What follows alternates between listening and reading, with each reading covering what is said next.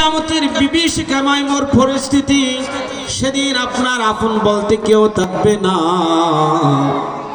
আপনার সন্তান আপনাকে দেখে পালিয়ে যাবে, আপনার স্ত্রী আপনাকে চিনো না, চিনার পান ধরবে, আপনার আদরের নাতি নাতনি সবাই পালিয়ে যাবে, ইয়া নফসি ইয়া নফসি বলে সবাই চিৎকার করবে।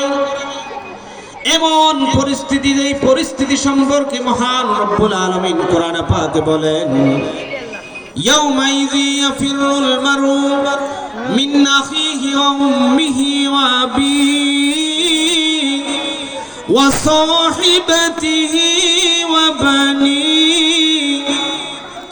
অন্য আয়াতে অন্য আয়াতে রব্বুল আলামিন বলেন, ইয়াউমা লা ইয়ানফাউ মালু ওয়ালা বানুন 50 আলফ সানা। সুবহানাল্লাহ বলেন।